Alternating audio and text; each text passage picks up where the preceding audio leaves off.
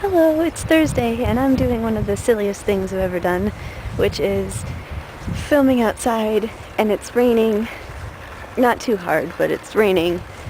And I just wanted to show you, this is November in Alexandria. Pretty much gray, brown, gold, and red.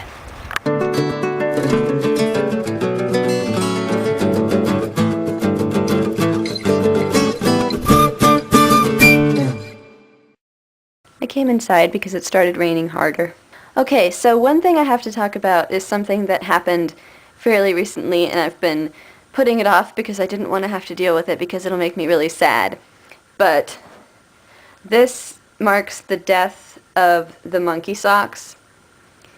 These monkey socks have been through a lot of things with me. The most important being that these socks and I met Jemaine Clement in 2008. I actually showed them to Jemaine because stop touching the monkeys. But yeah, and the socks and I also met Brett that night, but I didn't show them to Brett.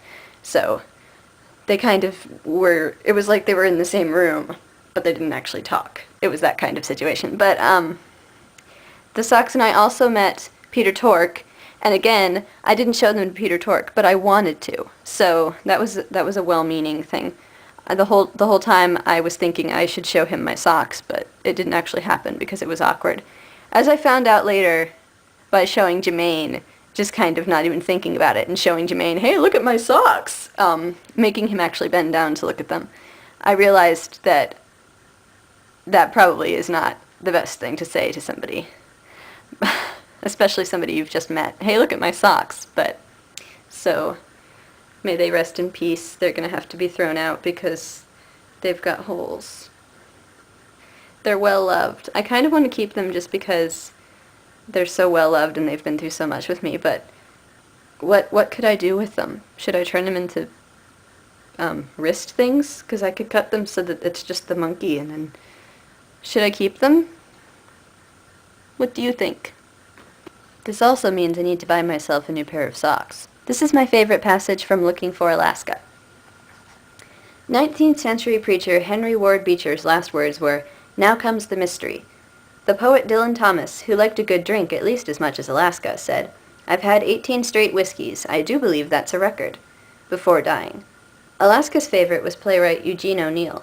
Born in a hotel room and goddammit died in a hotel room. Even car accident victims sometimes have time for last words. Princess Diana said, "Oh God, what's happened?" Movie star James Dean said, "They've got to see us," just before slamming his Porsche into another car. I know so many last words, but I will never know hers. Now I can add my own literariness. That doesn't exactly roll off the tongue. But the NaNoWriMo update from yesterday, 30,070 words. Today I have to write about 1,000 more for the goal. This is what I last wrote.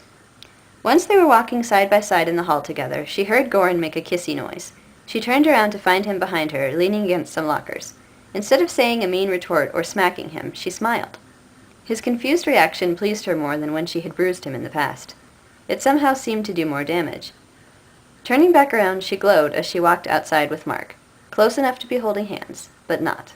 I think a lot of what I'm going to be writing today is going to be about things like the space between holding hands and not, because I think it's interesting. I'm really nerdy.